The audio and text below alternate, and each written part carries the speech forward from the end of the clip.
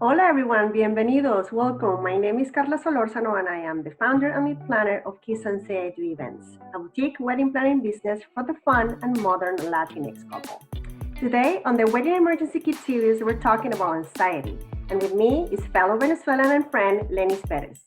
Lennis, welcome, bienvenida. Hi, gracias. Thanks so much for having me here. Yeah, of course. Thank you for accepting the invitation. I'm so excited to talk about what we're going to talk about today because it's something that we're all going through.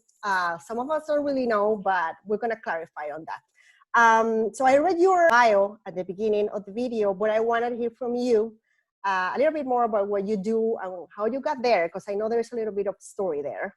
Yes, there's always a backstory on how we end up taking the leap, right? The leap of faith. It's been an evolution, and I'm sure many people can identify with pivoting in their lives. So I went to school to become an engineer, and I have a master's in chemical engineering.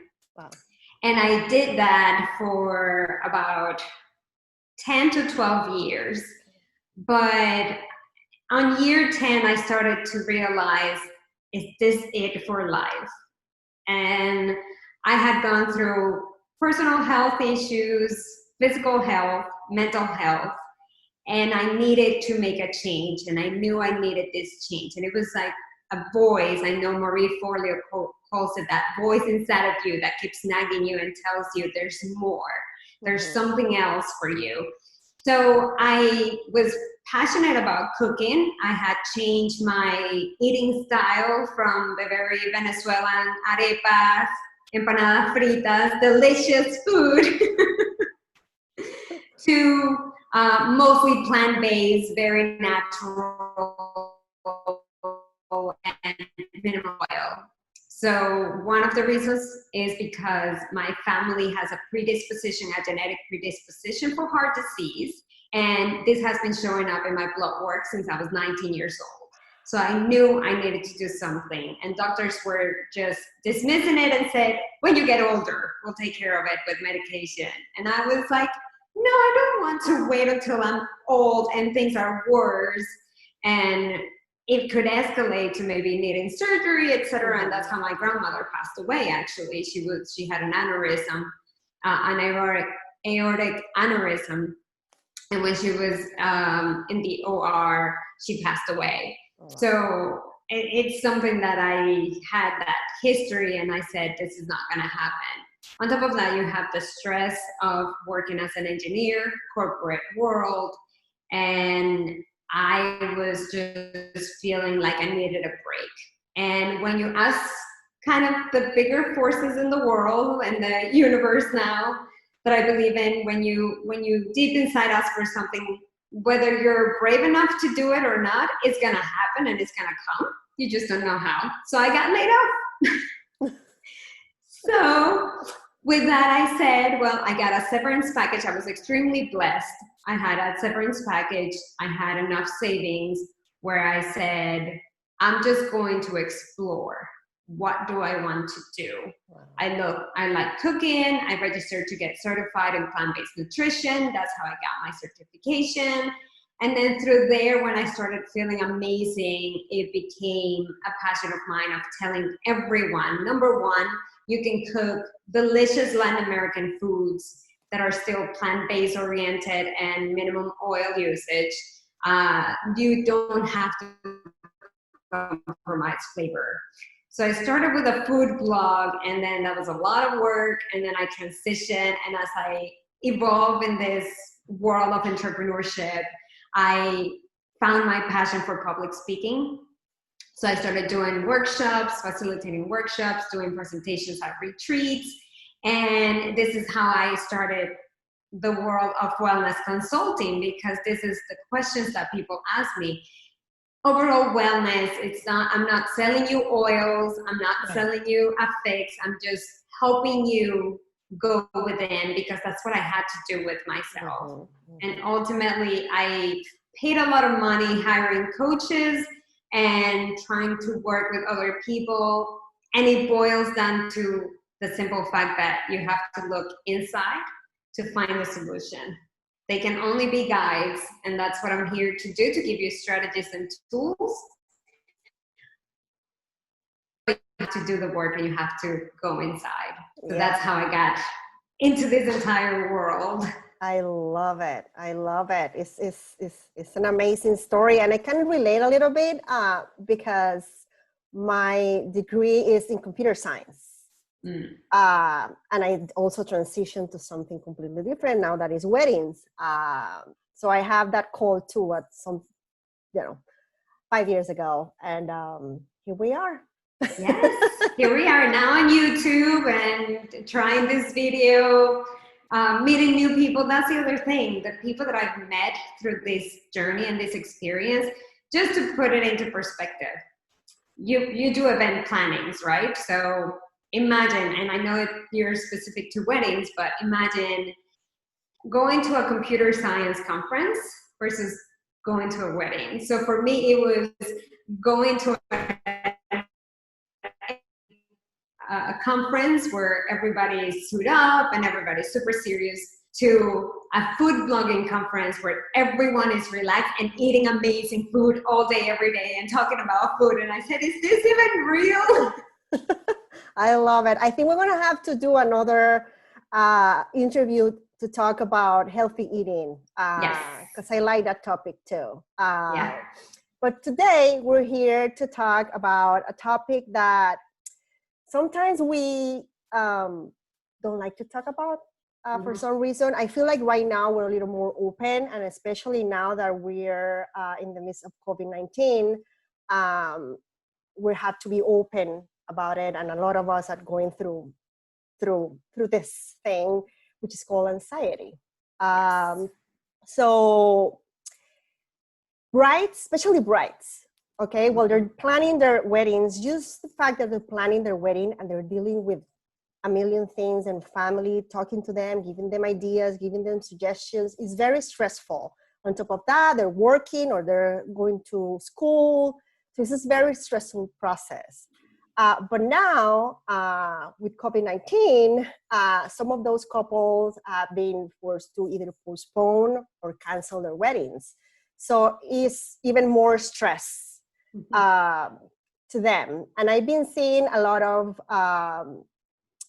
brides talking in these Facebook groups that, they feel bummed, they're sad, they're depressed. It really takes a toll on them. But I'm sure some of them can easily identify, when we're stressed and we're having anxiety, and some of us don't know. Like in my case, when I started having anxiety attacks, I didn't know when I was having panic attacks. I didn't know what it was. I thought I was dying of a heart attack.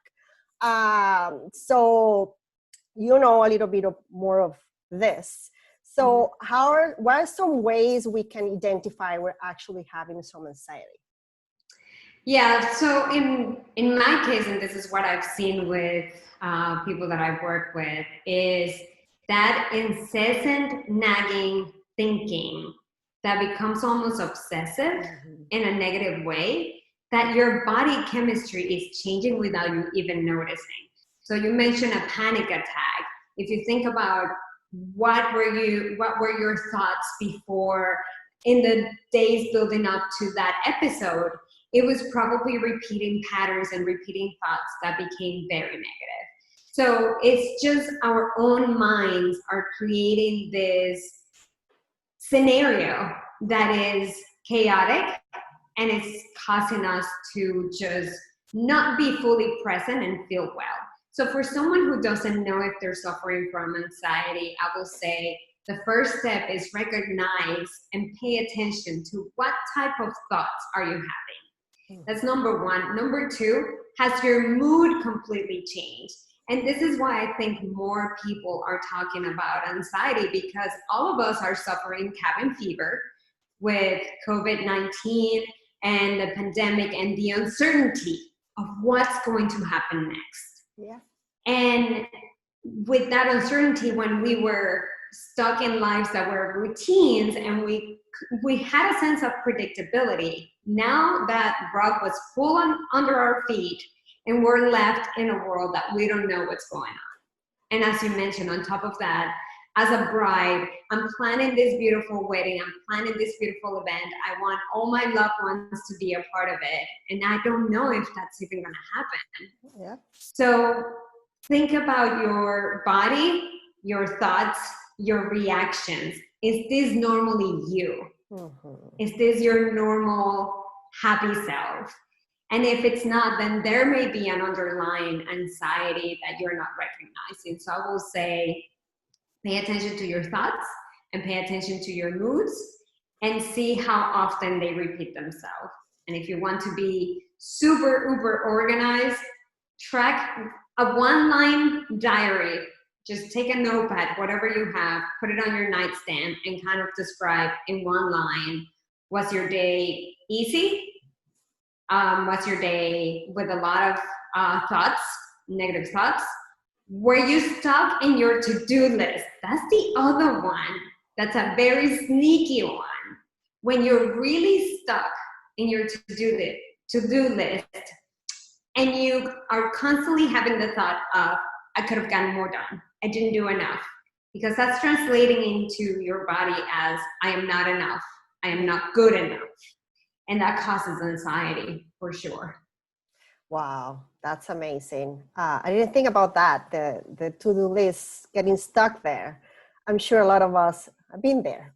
And I'm sure the brides, they have this gigantic to-do list. So yeah.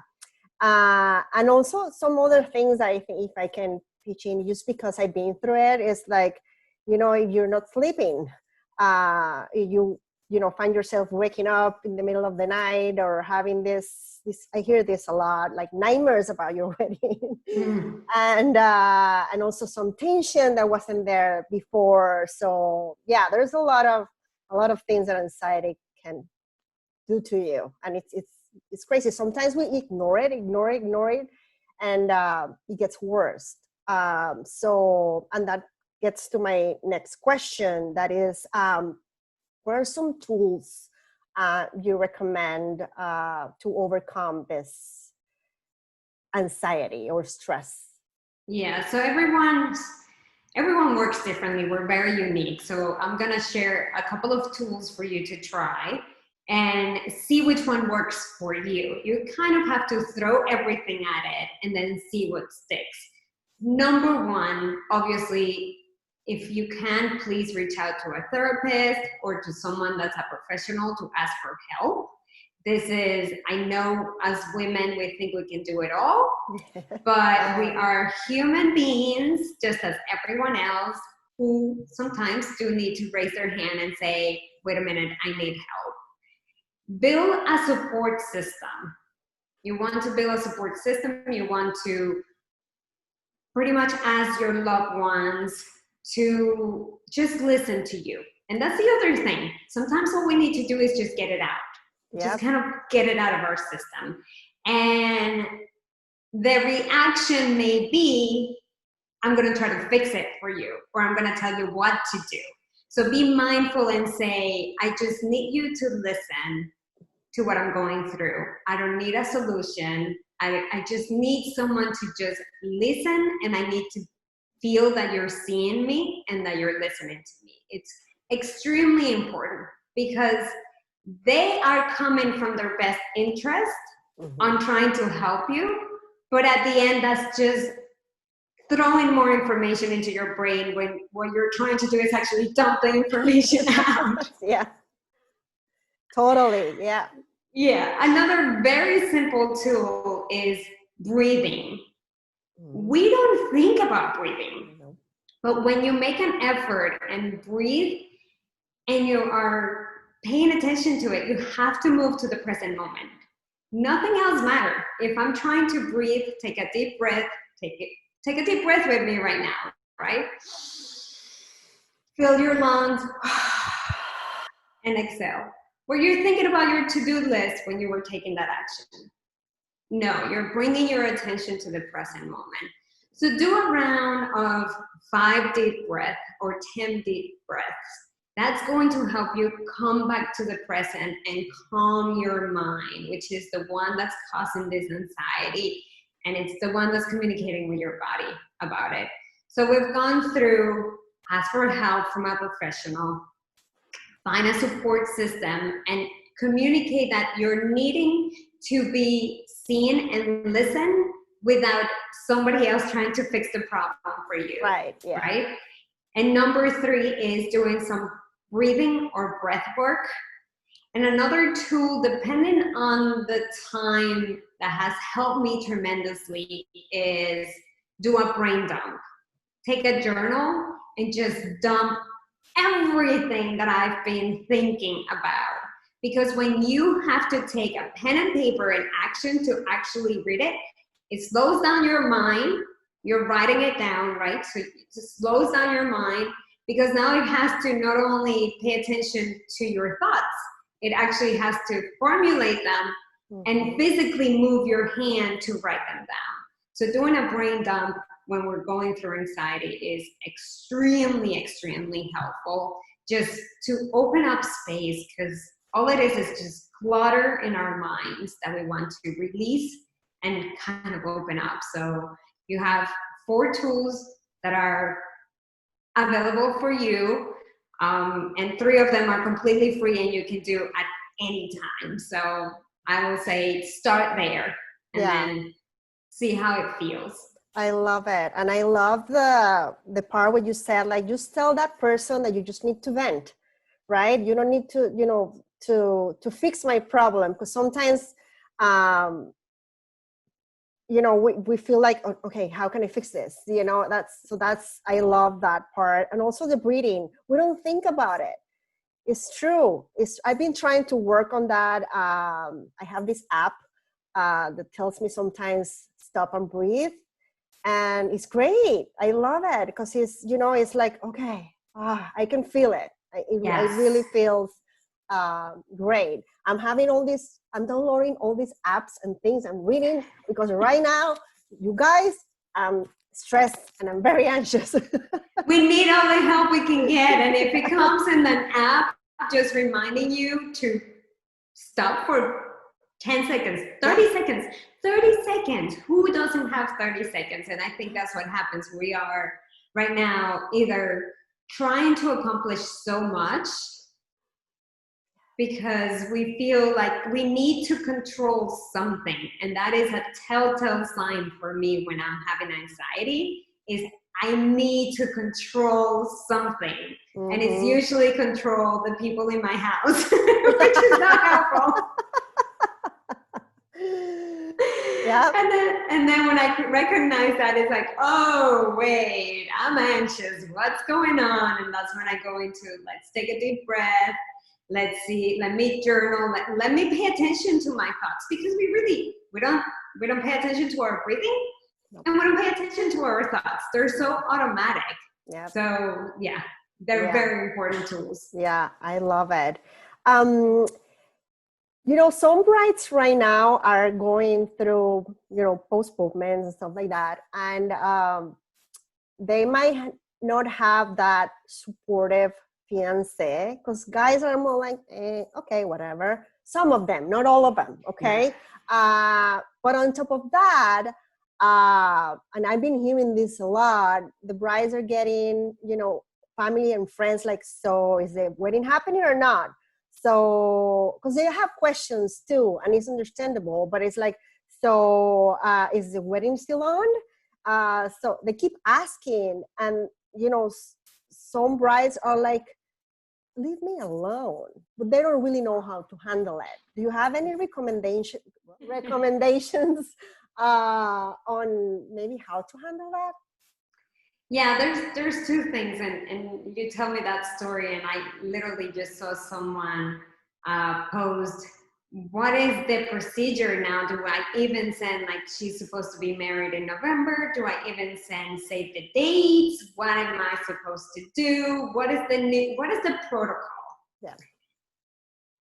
Forget about the protocol. Mm-hmm. None of us had gone through a pandemic. No. And of course, there are many different ways in which you can handle it. So number 1, I will say, communicate what your thoughts are. And it's okay to say, I don't know, but would you mind following up with me maybe in 2 or 3 months when we have more information, right? Because people are looking for guidance too. And the reason why they're asking you is because there's so many unknowns. They also want to have a reference point or hold on to something in the future to keep this normal life that we all miss, to bring it back.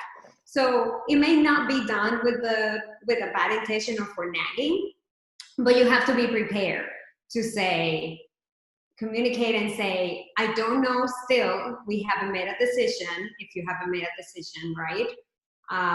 But would you mind following up with me and asking me this question in 2 months or, whenever it is, so I will have more information because I don't know yet. Mm-hmm. Right? That's a way where you're being respectful, you're communicating, but you're also setting a time boundary so they don't come next week and ask you again. The same. The same question. And especially if we take the attitude of, I don't know what's going to happen. Please, I have no idea. I'll let you know later. Well, later doesn't give them a date. No. So later means tomorrow for some people. So, okay, I'm going to ask you tomorrow because maybe you talked to the wedding planner and the venue and now you have new information. Yeah. So be clear with your communication and give very specific ideas, right, of when do you want them to follow up with you. The other thing is we have to create some flexibility at this point, because we really don't know what's going to happen, right? I was talking to a friend. She booked her vacation to go to Hawaii in November, and this week she received a cancellation from the hotel where she made the reservation because they said the government in Hawaii are telling them not to book anything until they know how things are going to progress. So they're canceling all reservations. They're not even letting them have it.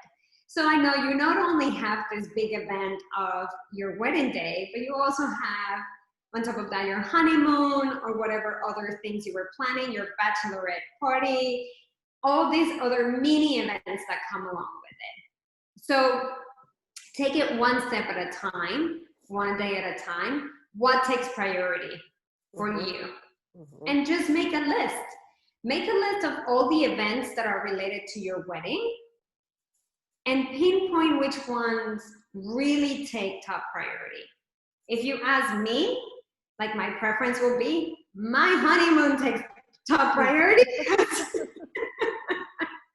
I need a vacation from all this craziness. I know, everybody does, yeah. So what alternatives would you have for your wedding? Would you be able to accommodate to be a smaller group or to just do it? I know a lot of people are doing it via Zooms. I know a couple that was getting married in New Jersey. They postponed their wedding, but they still had the actual wedding paperwork signed on the original date, because for them, the date, the number was important. Mm-hmm. So it's recognize what's going to be important to you, right, and communicate with your fiance. If your fiance says, I don't care, you pick, you choose, it can go 2 ways. You're either going to go happily and pick whatever you want, or you're going to get very frustrated. That too. Yeah, and tell him, I want you to be involved too. Mm-hmm. So don't attack them. Don't attack your fiance, because your fiance is going to feel that attack and that energy. Simply take a little break for yourself and then come back and say, honey, I know you say it doesn't matter to you. It does matter to me. I know you love me. Could we just entertain the idea of sitting down for half an hour with me and going through this list that you made to help you identify priorities? You have to communicate with the loved ones. And I know right now we have this much patience going on, but we have to push it open a little bit so we don't strain this relationship, because ultimately you're planning a wedding because you love each other and you want to celebrate with your loved ones. So it's a matter of what's the most important thing for you and for your partner that's gonna come into this life, and think about those items and make them a priority. When you get clear on what matters is when you're really gonna be able to communicate with everybody else that's gonna come and ask you. You come from a confident place. When I have clarity on what I want, it's like when you try that wedding dress and you said, this is it, you feel it in your body, you see yourself, you get this feeling of freedom, openness, and clarity. That's what you're looking for when you're making this priority list. So then you can communicate to everyone else what your decisions were. And if they have an opinion, they can keep them to themselves, or you can just set a boundary and say, this opinion is just going through this soapy bubble and just sliding down because I don't care. I love it. Yeah, that's true. It's true. And talking about the, just an idea, if you want to go through that list with your fiance, instead of like, okay, we need to go through this list, let's do this. I don't know, make it a date. You know, we're at home, bored every day, all day, make it different. Make a nice dinner, open a bottle of wine and say, like, hey, let's have a date, let's have dinner and go through this list really quick. I don't know. Yes. And also, practical idea, if you don't want to deal with all these emails or people asking you about what's going to happen when you're wedding and stuff like that, maybe, I'm sure you have a wedding website, right? Send a mass email to all the people you invited and said, like, guys, if you want to check the updates on the wedding, go to the website. I'm going to keep posting there. So that way they don't come to you to ask you what's going on. It's more like the practical, right? If you don't want to feel bombarded, simplify it. Simplify it. Yeah, instead of answering all these different texts, etc., you can just even have like a simple one answer. All updates on my website. Exactly. That's it. Done. Yeah, you don't have, done. Done. Okay, Lennis, anything else you would like to add? Those were my main questions because I think that's what brides are going on more often right now. But if there's anything else you would like to add, please. Yeah, I will say, remember that this is about your union with the person that you love above anything else. And what I'm going to wish you right now is to have the mental strength to go through this time together and try to nurture that relationship instead of focusing on the action of the wedding per se. Think about the underlying meaning and what it's bringing into you and your partner as a couple and as the foundation for a life committed to each other. So I will say, just remember the basic reason why you are going through this, and it will happen when the time is right for you as a couple. Don't force it. That's what I would say. I love that. I love that. Okay. So I'm going to ask 2 more questions that are not anxiety related. Good. Yeah, just for fun. What's your favorite food? That food you can eat every day for the rest of your life. Oh my gosh, sweet plantains with avocado and a pinch of salt. Like when they're very, very sweet and they're like almost melting. That's like, I can eat that every day. I say, if I get a chance to pick my last meal, I want to be that, my last meal. So simple but so delicious, right? Oh gosh, yes. It's the combination of the flavors and the richness of it. It's just, yeah, there's something about it that I just love. Wow. How about your favorite cocktail? So my favorite cocktail is gonna be Cuba Libre, being from Venezuela and having some award-winning Venezuelan rums. How can you not love some Cuba Libre? So that's my go-to, and I feel it's like it gives me the perfect combination of going into party mode for a while versus making me sleepy and tired, because wine tends to get me sleepy. So I will go with a Cuba Libre, and it's just amazing. Cuba Libre reminds me to my university time. You know, it's like party time. That was the drink. That was the drink when we lived there, right? That was it. Yeah. Wrong. We Yeah. all drink wrong all the time. Yes. Yeah, perfect. I love it. Okay, Lennis, where can people find you? All right, so I'm on Instagram and YouTube. So my Instagram handle is at Lennis Perez _. So that's my full name, Lennis Perez _ for those of you who speak Latin, American, and Spanish or Spanglish. And on YouTube is Lennis Perez TV, like television. So you can find, I have on that channel, not only do I talk about mental health strategies and wellness strategies, I have a ton of recipes. So for any of you who, I know you have to cook right now a lot at home. Yes. Want to try something new?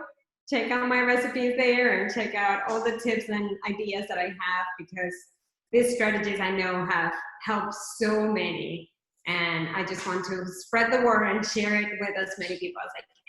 Yeah, and I will put the links on the comments. And I did check your channel, and you have a lot of information there, a lot of cool tips, you know, short and sweet, even about cholesterol. It's amazing. You know, I love all this knowledge. Sometimes reading things for some people is just hard. So go to her channel. She has tons of information, very valuable there. You won't regret it, I promise. Yes, definitely. And subscribe to the channel so you're up to date, because I'm publishing videos every week.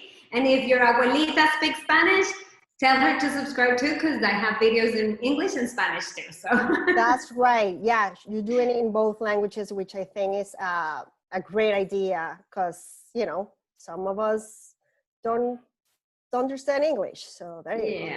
Yeah. Perfect, Lennis. Thank you so much for being here and for giving us all this valuable information. I think it's going to be very helpful for a lot of us. Not only brides, everybody, because we're going through a lot of stress right now. So thank you so much again, and see you soon. Yeah, thank you. Bye, everyone. Bye. Gracias for tuning in. If this information was valuable for you, make sure to like and comment below. And of course, subscribe. See you next week. Bye.